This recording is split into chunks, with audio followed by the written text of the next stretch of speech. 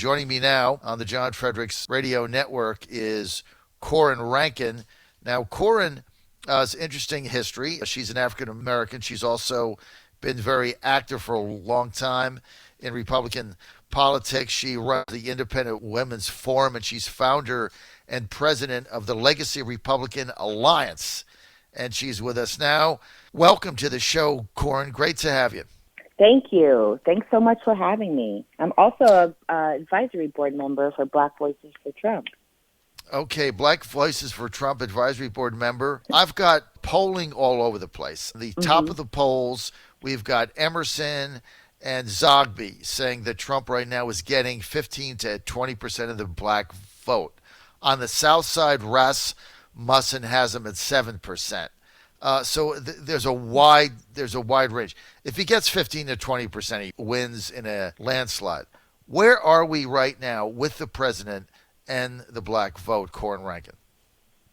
Well, I can tell you from being on the ground, I've been traveling lately. I've been to Nevada, going to our Black Voices offices there. And I can tell you just being in Nevada, last week I was in Ohio. I hit Cincinnati and Cleveland and Columbus. Today I'll be flying out to Milwaukee. So what I'm seeing on the ground is just a definite increase in black participation and support within the black community. I mean, it seems that once we open these offices, it sort of invites more black people to come in, to ask questions. I'm seeing more black people volunteering to walk precincts than I did in 2016. So I'm, from just my personal polling and being on the ground with the grassroots volunteers, I'm seeing an increase. Also in Florida, states like these where you haven't typically seen black people involved at this rate, at this volume, it's happening this time around. And I think it's just a lot of the policies and the accomplishments that President Trump has been able to achieve over the last 4 years. People are beginning to see that. And, putting Joe Biden as the Democrat nominee is really just doing a tremendous job at exposing exactly who he is. There's no more veil over he's, the first vice president to the first African-American president. A lot of his, systemic, racist, bigoted policies from 1994 and beyond are really, coming into light now, and then they're really on the stage for everybody to see. And black people especially are beginning to learn a lot about who Joe Biden actually is. They're starting to do their own research and their own homework, and they're finding that, the policies of, President Trump are really beneficial to the black community. Corrin, let me ask you this. You were a lifelong Democrat up until 2009. You took over your family's bail bond business in Northern California. What happened? What changed for you? Well, what changed for me, I was kind of disenfranchised with the Democrat Party beforehand, and then Barack Obama came along, and I thought that, I was inspired, because he was black, for one. And I thought, he was such a great campaigner and a great speaker, and I really thought that he was going to bring the Democrat Party back to, the party of the people, what I thought the Democrat Party was at that time. And, shortly after he was elected, I just saw him fall in line, and I saw this, the campaigner that I voted for didn't exist anymore. So I decided, and I'm kind of a one-off here. Most people don't normally do this. I went to the platforms of the DNC and the RNC, and I read the platform for the DNC, and I thought, okay, maybe. And then I read the one for the RNC, and I agreed with it.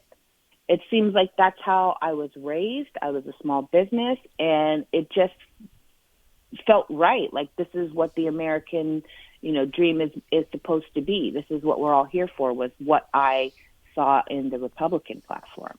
What do you think of the Black Lives Matter movement as a whole? I think the movement started out with genuine people who are expressing, genuine concerns and genuine feelings about their community and genuine feelings about policing. I think that once it became the organization, they started taking donations, through Act Blue. Now it's no longer a protest. It's a riot, and it's mostly white people who are destroying black communities in the name of Black Lives Matter. And you're seeing a lot of black people that are starting to get upset about it now because they're starting to see that, there's no more peaceful protests. Peaceful protests don't happen after sundown, and peaceful protests don't involve fires and people getting, killed and beat up and looting. That's not a protest. That's a riot. I mean, if you look at what happened in Rochester on Friday night, and I've been talking about for a while now today, and it just really didn't get coverage in the legacy mainstream fake news media. But I mean, when you're out to dinner with your family on a Friday night in Rochester, upstate New York, and people just come in and upset, turn over your tables, throw your food off the table, chase you out, knock your wine over, knock your beer over, frighten your children. And nobody covers it. And it's like, well, that's just part of the protests that we're dealing with now. Don't you think there's going to be a backlash here? I mean, if I take my family to dinner and I'm terrorized, is that going to make me go to the ballot for Joe Biden? No, Corrin? I think so. I don't think it's going to go make people go to the ballot for Joe Biden, because I think that what everybody knows is that these people who are rioting and looting are not Trump supporters. They're supporters of Joe Biden. They're supporters of the Democrat Party. And, even to have Kamala Harris come out and say that we can still expect to see this rioting and looting and they should continue, that says a lot about who's promoting this type of activity. It's really unfortunate. I have a lot of personal problem with this movement being called Black Lives Matter, and they are rioting and looting, because I think that it ends up contributing to a negative stereotype about black people that we're angry or violent. And I think that it's, completely unfair of the Democrats to, portray this, because like I said before, it's mostly white people who are doing it. Unbelievable.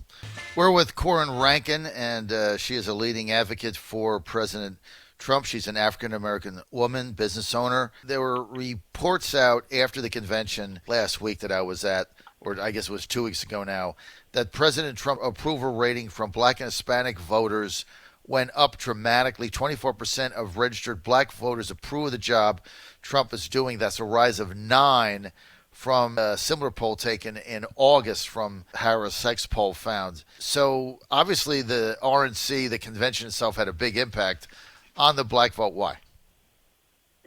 I think that the RNC convention did just a tremendous job of dispelling the Democrat notion that the Republican Party is not diverse. I think that having speakers like Clarence Thomas, who sat at the lunch counter so famously in our history, to have him there advocating for the president and advocating for Republican, policies, reminding America that the Republican Party was started by anti-slavery abolitionists. That's a very powerful thing.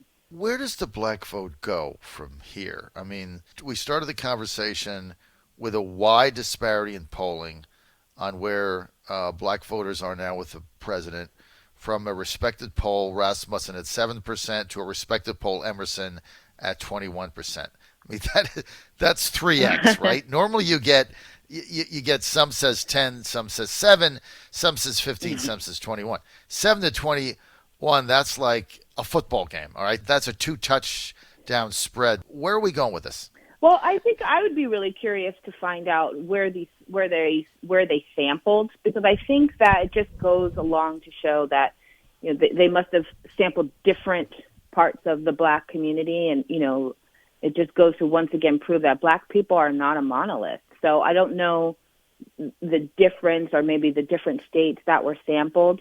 But like I said, from what I'm seeing on the ground, I can see with my own eyes that there is an increase. I've never seen this many black people, joining the Republican Party. I was in Ohio and I saw, teachers who were decided that they were going to become a Republican, decided that they were going to vote for Donald Trump. They're in the Black Voices for Trump headquarter offices, volunteering, walking precincts, and they're, sharing their stories with me that they've used to be a Democrat, that the teachers union, wanted to make all the teachers wear Black Lives Matter, and, they spoke out and they lost friends. So I'm hearing stories just all over of just, all these new people to the party who happen to be Black. And they're really trying to spread the word. There's a lot of, like I said, Black people who are starting to really do their homework. And I think that the Trump campaigns, their videos, their campaign ads, and the information, the historical information about, what Joe Biden has done during his 47 years in politics and in elected office, the harmful policies that he's implemented, like the 1994 crime bill. I think that, even having on the debate stage, having Kamala Harris attack him over being a segregationist and voting against school busing. I mean, that hurts them. Mm-hmm. His own vice presidential, candidate here is the one who gave him the biggest attack on the biggest stage. Mm-hmm. Unbelievable. Corrin Rankin, we're out of time for this segment. I really want to thank you for all you do and for being with us, and we look forward to having you back. And you're making a difference, no question about it. Thank you for being with us. Corrin, people want to follow you on Twitter. Where do they go? So my Twitter handle is @Corrin Rankin. And my Instagram is @Corrin Rankin. Yes, all my social media is @Corrin Rankin. Very simple. @Corrin Rankin. That's Corrin Rankin. Corrin Rankin. Corrin, thank you. Thank you for being with us.